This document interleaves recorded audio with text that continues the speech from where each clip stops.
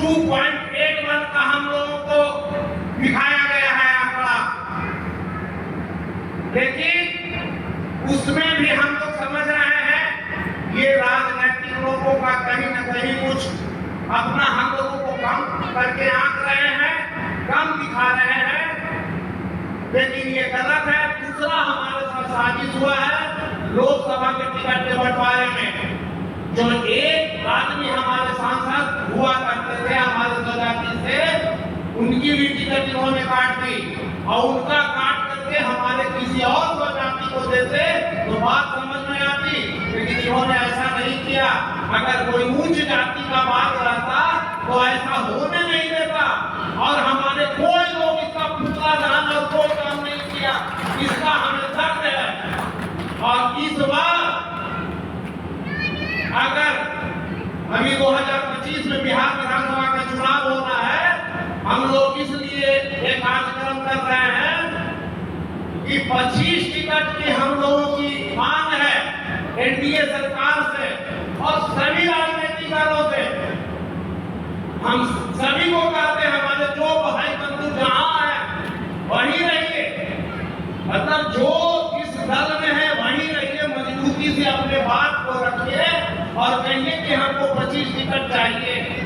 हम आप लोग हम बहुत इतना बोल गए, हम सभी लोग बोलने वाले हैं, आप लोग स्मरण ध्यान रखें किस तरह से आना है 30 जून को, ये आप लोगों को सोचना होगा।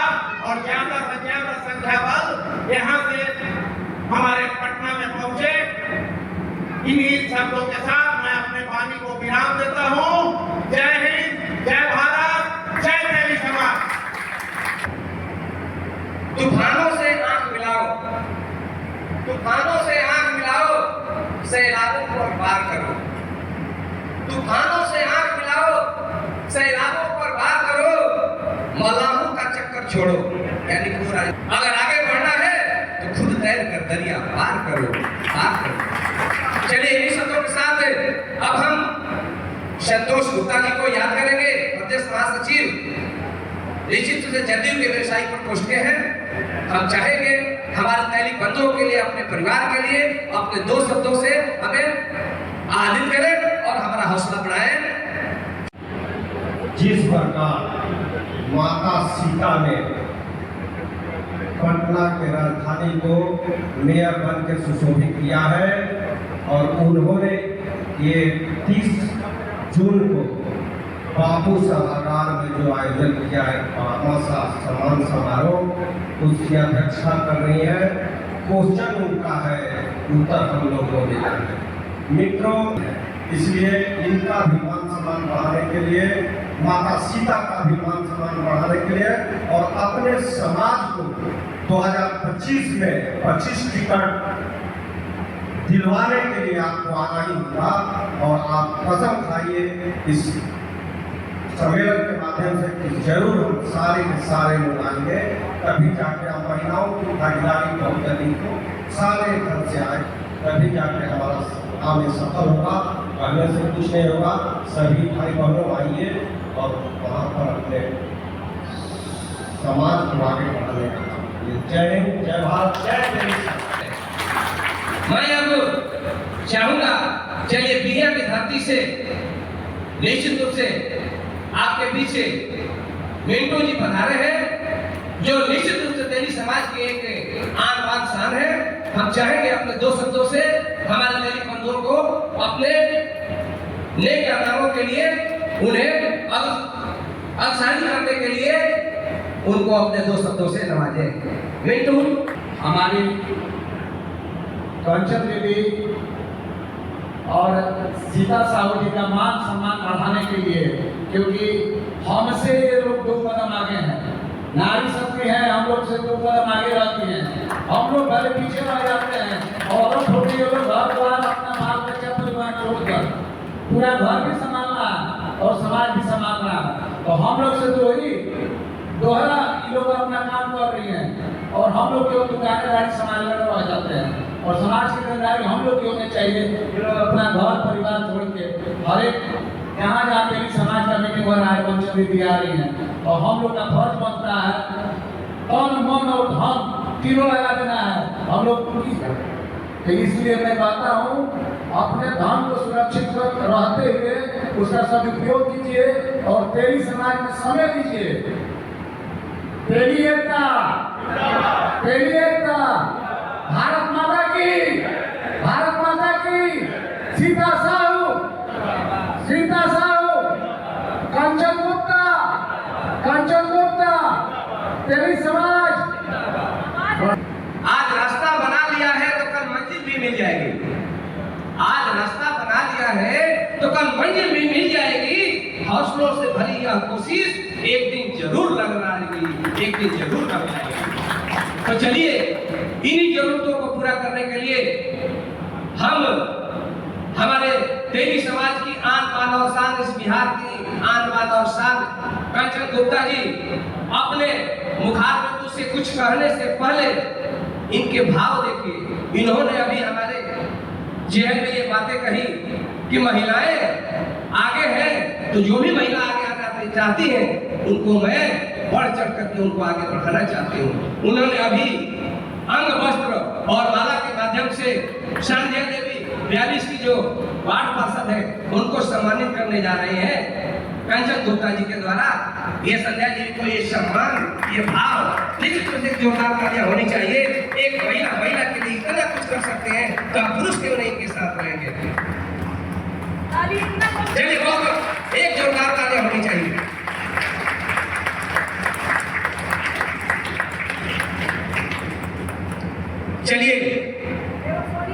चलिए निश्चित रूप से एक और भी झांसी की रानी यहाँ हम आपको आ रहे हमारे दैनिक परिवार की सोनी गुप्ता जी के लिए भी एक जोरदार तालियां।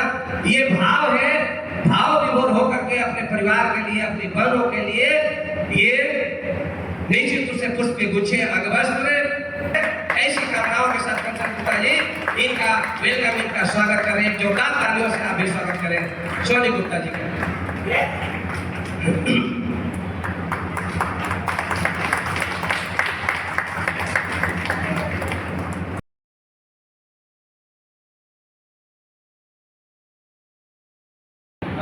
चलिए इस रिसोर्ट की मालिक मीना जी के लिए जो रात तालियां जिन्होंने अपना इतना जलधरिया दे दिखाते हुए एक बहन के लिए एक बहन यहाँ खड़ी हुई और यहाँ खुद भी भाव विभोर होकर के निश्चित रूप से कंचन गुप्ता जी का ये अद्भुत व्यवहार जो अपनी बहनों को इस तरह से वेलकम कर रही है, ऐसा कौन करता है? आज अपनी कुर्सी छोड़ने के लिए कोई तैयार नहीं है, ये कुर्सी छोड़ करके वेलकम करते हैं। इसके लिए जोरदार तालियां बनता। चलिए एक बार निश्चित रूप से अपने आन शान के लिए एक नारा तो बनता है, कंचन गुप्ता, कंचन गुप्ता, कंचन गुप्ता, दैनिक एकता, दैनिक एकता, दैनिक एकता। चलिए बहुत बहुत धन्यवाद। अब मैं कंचन गुप्ता से चाहूंगा 2 शब्दों से धन्यवाद। आज इस कार्यक्रम की अध्यक्षता कर रहे हैं बड़े भाई आदरणीय सुरेंद्र तेली जी, मंच संचालन करता बड़े भाई आदरणीय वशिष्ठ बैस जी। आज जो मैं आई हूँ निश्चित रूप से 30 जून को जो कार्यक्रम है बापू सभागार में भामाशाह सम्मान समारोह, वो कार्यक्रम को सफल ही बनाने नहीं बल्कि ऐतिहासिक बनाने के लिए आप लोगों की उपस्थिति को सुनिश्चित करने के लिए आप लोगों के बीच में आई हूँ।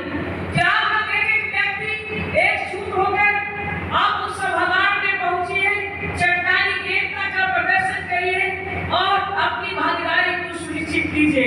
हमारे बंधुओं, मैं आपको बताना चाहती हूँ, आप कई लोग हमको मुझे जानते होंगे, मैं अभी जनता दल यूनाइटेड में प्रदेश की महासचिव हूँ मूल पार्टी में। पूर्व में मैं जनता दल यूनाइटेड की प्रदेश की महिला अध्यक्ष बिहार की थी और मैं साहू समाज की महिला की प्रदेश अध्यक्ष रही हूँ। पिछड़ा वर्ग राज्य आयोग में राज्य मंत्री के पद में रहते हुए मुझे ये मौका मिला कि अपने कलम से सरकार को अनुशंसा करके तेली समाज के भाई को भेजा, तो सरकार ने आपको पास किया कैबिनेट में और आप लोग अति पिछड़ा हुए। निश्चित रूप से बिहार के मुख्यमंत्री श्री नीतीश कुमार जी को भी कोटि कोटि धन्यवाद देती हूँ। और आपको पता होगा कि सबसे पिछड़ा का देन है क्या आपके विभिन्न ब्लॉकों में और जिलों में आपको बिहार सरकार की सरकारी नौकरियों में सीओ वीडियो एसटीओ से लेकर आपके डॉक्टर इंजीनियर से लेकर आपके बीपीएस रैंक के पदाधिकारी अति पिछड़ा में आरक्षण के कारण अधिकाधिक संख्या में अपने अपने पद को सुशोभित कर रहे हैं। बिहार में जब प्रतिनिधियों की बात करें तो छोटे बड़े पदों सब मिलाकर के इस बार का मैं बहुत परफेक्ट आंकड़ा नहीं बता पा रही हूँ, लेकिन इससे पहले 5500 लोग जीत कर आए थे। नेता बनाने की फैक्ट्री मिल गई। यदि एक कोई व्यक्ति वार्ड पार्षद है, जब ये घर में खाना बनाती होगी तो मंच में 4 लाइन बोलने के लिए सोचना पड़ता होगा। और आज जब घर से बाहर कदम रखी, जब दायित्वों का निर्वहन करना पड़ा, तो इनके अंदर में जो अंगारे निकल रहे थे इनके आवाज से, यो दिन दूर नहीं होगा कि दूसरी तीसरी कंचन गुप्ता ये बन जाएंगी। याद रखिएगा, मेरा तो उद्देश्य है, मैं भाषण करने को आई ही हूँ, आपको जगाने भी आई हूँ और अपनी बहनों को ढूंढने आई हूँ कि एक कंचन गुप्ता से 534 ब्लॉक में काम नहीं चलेगा। हर ब्लॉक में, हर वार्ड में एक कंचन गुप्ता पैदा करेंगे ताकि हमारी आवाज को मिटाने के लिए, यदि हम उम्र पूरा करने पर जब दुनिया से चले भी जाएंगे तो हमारी आवाज मीना दीदी के रूप में, सोनी जी के रूप में, आज संध्या जी के रूप में और कई बहनों के रूप में गूंजता रहेगा। तो लोगों को लगेगा कि नहीं, अभी भी कंचन है। मेरा उद्देश्य है कि ये महात्मा गांधी जी कहा करते थे कि किसी समाज की उन्नति और तरक्की देखनी है तो जाकर देखना कि उसकी महिलाओं का स्थान कहाँ है, और जिस समाज में महिलाओं का स्थान आगे है, निश्चित रूप से समझना कि वो समाज आगे बढ़ रहा है और अपनी अग्रणी भूमिका निभाने की तरफ को चल पड़ा है। तो हम बड़ी धन्यवाद देते हैं उन लोगों को जिन लोगों ने इन्हें वार्ड पार्षद बनाया। मैं आप लोगों से आग्रह करने आई हूँ, ये चुनावी वर्ष है, इस चुनावी समय में चूंकि ये विधायक का चुनाव है, आपके यहाँ नगर निकाय का भी चुनाव हुआ होगा, आपके यहाँ पंचायत लेवल का चुनाव हुआ होगा, मुखिया बनाए होंगे, आपने बनाया होगा, जिला परिषद की सदस्य, अध्यक्ष और ना जाने कितने पदों को सुशोभित किया होगा।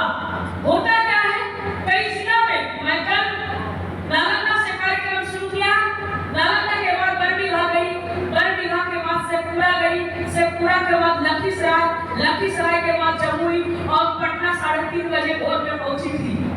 मैं आपको बता दूं ये कार्यक्रम कई दिनों से चल रहा है। कि एक वक्ता ने कहा, जब सबके परिवार है, किन्हीं की पत्नी यदि 10 दिन के लिए मायके चली जाती होगी, बढ़िया से समझ में आता होगा, आटा चावल का भाव पता चलता होगा। आप सोचिए, मैं भी किसी की पत्नी हूँ, हम भी घर द्वार परिवार छोड़ करके, बाल बच्चे व्यापार को छोड़ करके पूरे बिहार में घूमते रहते हैं। यदि मुझे विधायक बनना होगा तो एक विधानसभा की तैयारी करूंगी, मुझे सांसद बनना होगा तो मैं एक सीट की तैयारी करूंगी, लेकिन पूरे बिहार पागल की तरह इसलिए घूमती हूँ। मैं आज से नहीं, मैं छात्र राजनीति की उपज हूँ। मैं अखिल भारतीय विद्यार्थी परिषद में थी और मैं आपके बीच में 99 से जिस समय 10th 11th इंसान मैंने किया, उस समय से आपके बीच में घूम रही हूँ।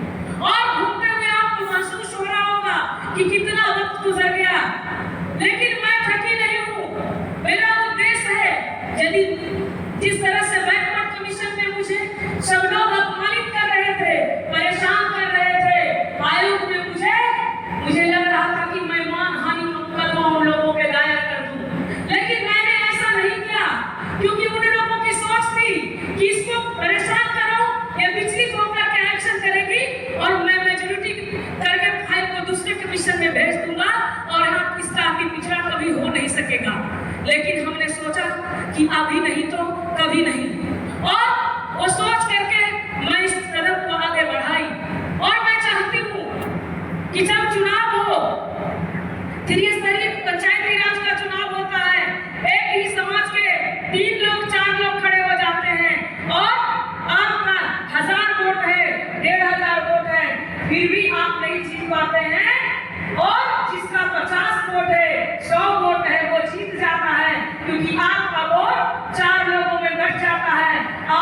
प्रभावशाली नेता होते हैं। आग्रह करने आई हूँ कि आपने वोट के महत्व को समझिए।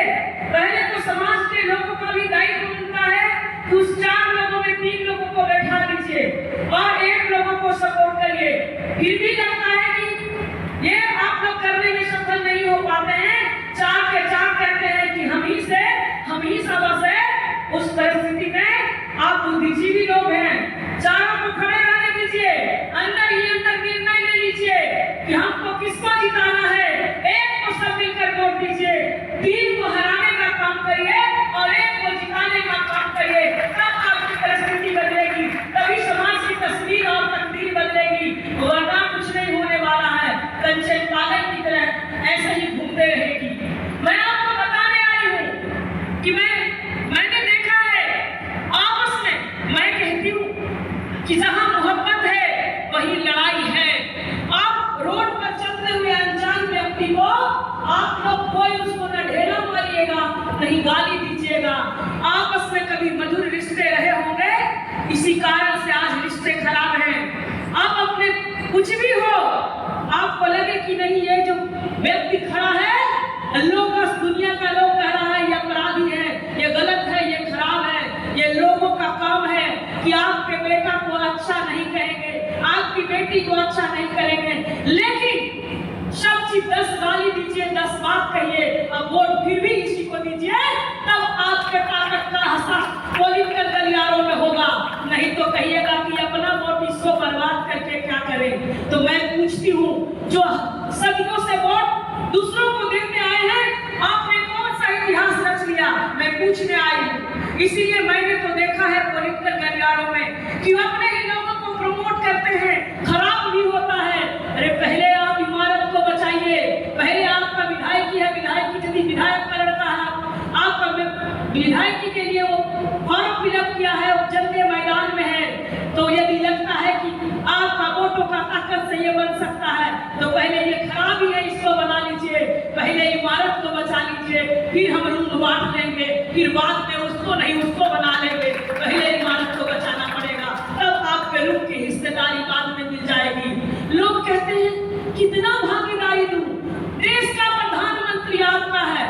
हमने पूछा कि मुझे ये बता, कहते हैं लोग कि अब क्या चाहते हैं, अमेरिका के राष्ट्रपति बना दें। मैं ये नहीं कहती हूँ कि आप मुझे अमेरिका का राष्ट्रपति बनाओ, लेकिन हाँ ये जरूर कहूंगी, पूछो जब राजनाथ सिंह जी को आपने होम मिनिस्टर और विदेश मंत्री बनाया था, क्या राजपूतों को टिकट नहीं दिया? क्या उनके लोगों को अलग-अलग मंत्रालय कई लोगों को देते हो, केंद्र में और राज्य में, चाहे वो ब्राह्मण समाज का हो, भूमियार समाज का हो, जादव समाज का हो, या फिर राजपूत समाज का हो, लाला समाज का हो, या कोई कुर्मी समाज का हो? क्या जिसके चीफ मिनिस्टर अन्य राज्यों में है, क्या उनके समाज के लोगों को टिकट नहीं देते हो? तो समाज के लिए, पर्यावरण को गिराने के लिए, कि पहले लोग कहते थे आपको देश का सीएम दिया, आप झारखंड का सीएम दिया, अब क्या चाहिए? दोस्तों नमस्कार। इस न्यूज़ चैनल में संविधान के दायरे में हमेशा जन सरकार के मुद्दे उठाए जाते हैं, इसलिए सब अधिक से अधिक सब्सक्राइब करें। इसमें व्यक्त विचार वक्ताओं के होते हैं, उससे चैनल को कोई लेना देना नहीं होता। धन्यवाद।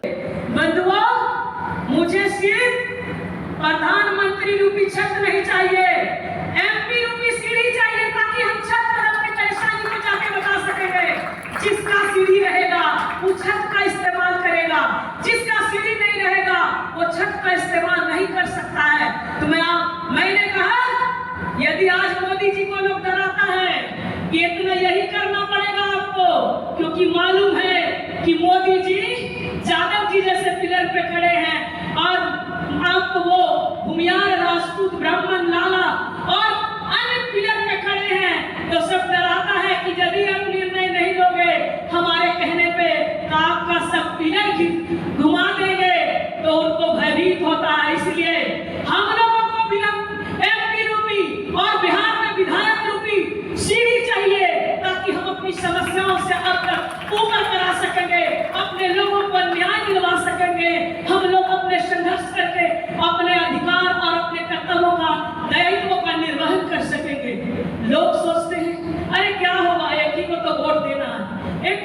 बुजुर्ग गार्जियन थे। मैं गई थी चुनाव प्रचार में 24 में, बोले चाचा जी आपको वोट देना है, कितना वोट देना है? हमने कहाँ से आप आई हो? हमने कहा हम तो आए हैं जदयू से, लेकिन आपकी बेटी है। अच्छा जदयू? नहीं हम तो आरएसएस के आदमी हैं। जिंदगी भर एक बोल दिए कि हम है राजद के, बोले नहीं हम नहीं देंगे, क्योंकि जिंदगी भर हम आरएसएस का साथ रहे हैं, अपना खराब नहीं करेंगे हाथ।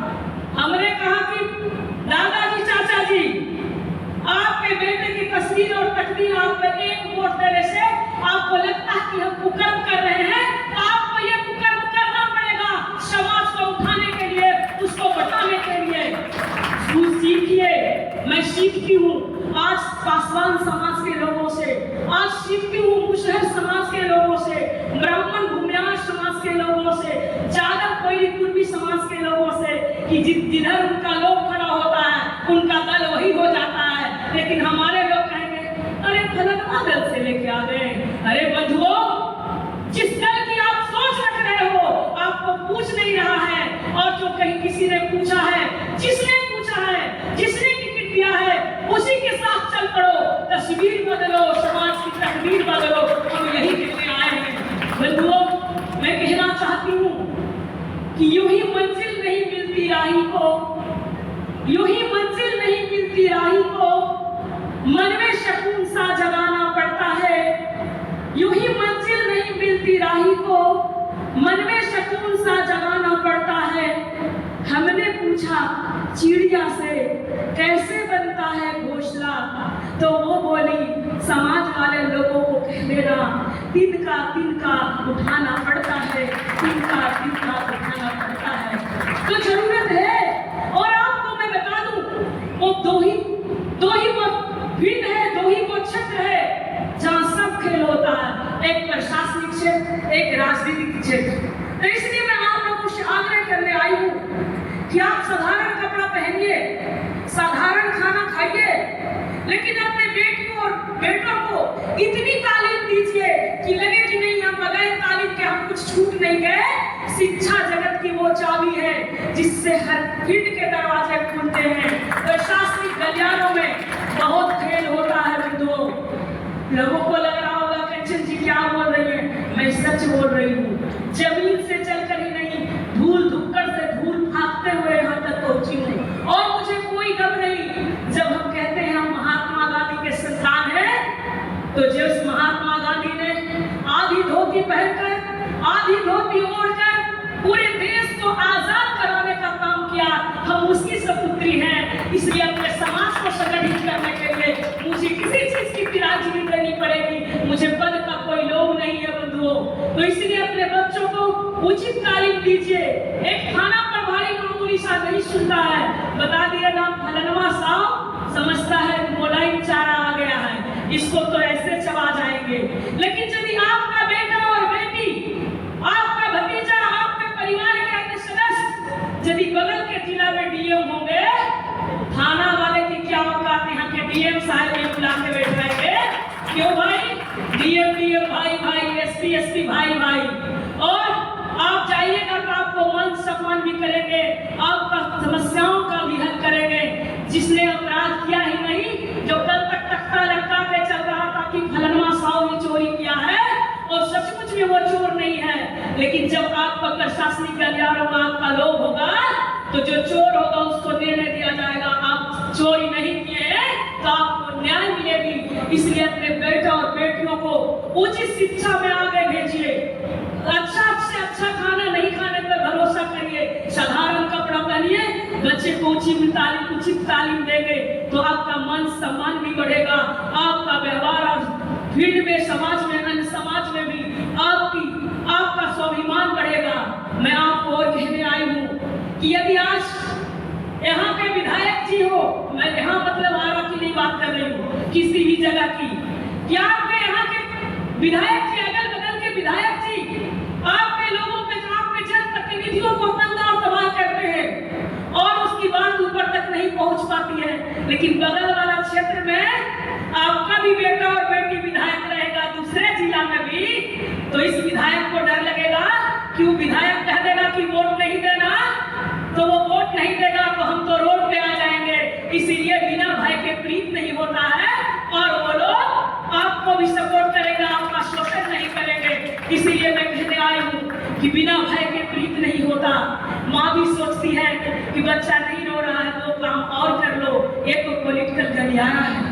यही मैं कहने आई हूँ, यही बताने आई हूँ, यही जताने आई हूँ कि आप लोग जागिए।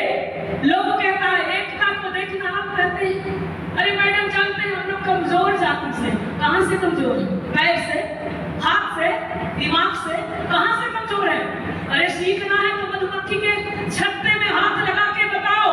एक छोटी सी मधुमक्खी जो आपके कद काठी से बहुत छोटा सा है, लेकिन हाथ लगाते हो उसके छत्ते पे तो आपकी तस्वीर चेहरे की बदल देती है। आप समझता होगा कि क्या होता है, छोटा से कुछ नहीं होता है, एकता में बल होता है।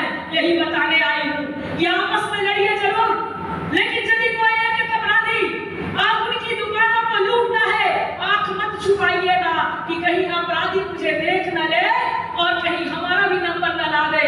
बंधुओं, एक के साथ अत्याचार हो रहा हो, आप उसे जरूर सपोर्ट करना हो सकता है। एक के बचाने के चक्कर में चार के साथ अप्रिय घटना घट जाए, लेकिन याद रखना यदि 500 दुकानें हैं तो 495 दुकानों पे कोई नजर उठा के देख नहीं सकता है। ये मेरा मानना है, क्योंकि उस अपराधी को समझ में आ गया कि हम तो उसको मारने गए थे, लेकिन वो अकेला नहीं था, बल्कि 500 दुकान वाला इसके साथ था। मैं जान रही हूँ कि आप सबों को भूख लगी है, हमारी तरफ देख रहे हैं कि मैडम कब माइक रखेगी। बस 1 मिनट में माइक रख देंगे, क्योंकि हम जब आए हैं तो सोचे कि भाई माइक का भी पैसा, फूल वाला का भी पैसा सब बराबर हो जाए, दुनिया के बच्चा है। तो मैं कहना चाहूंगी कि यूं जमीन पे बैठकर आसमां क्यों देखता है, यूं जमीन पे बैठकर आसमां क्यों देखता है, पंखों को खोल जवाना सिर्फ उड़ान देखता है। लहरों की तो कुदरत है, लहरों की तो कुदरत है शोर मचाने की, और मंजिल उन्हीं को मिलती है जो अपने नजरों में तूफान देखता है, जो अपने नजरों में तूफान देखता है। इन्हीं चंद शब्दों के साथ मैं अपनी आवाज को विराम देने से पहले एक लाइन और कह देना चाहूंगी कि न मुझे दौलत पे नाज है, न मुझे दौलत पे नाज है, न मुझे शोहरत पे नाज है, न मुझे दौलत पे नाज है, न मुझे शोहरत पे नाज है।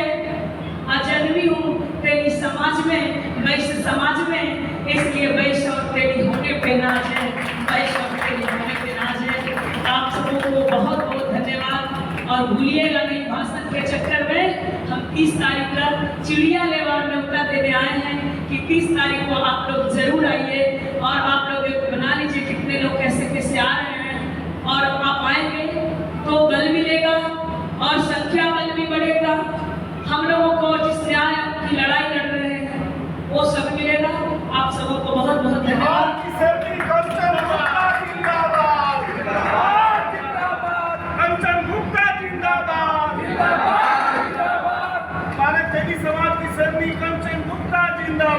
जिंदाबाद जिंदाबाद।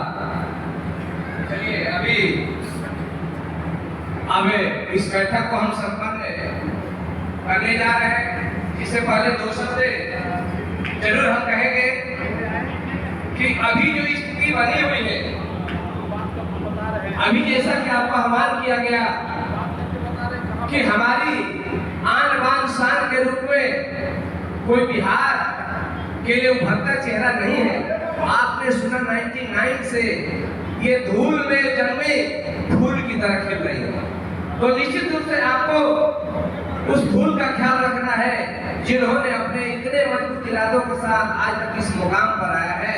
उस मुकाम के तहत आपको इनका साथ देना है। और 30 तारीख को जैसा कि आपने चुड़िया नेवार सुना, इट मीन्स ए से लेके जेड तक, यानी सभी सब परिवार आप वहां कितनी संख्या बढ़ा दे पटना के अंदर कि लगे कि केवल पटना में हमारा तैलिक ही बंधु दिखाई दे रहा है।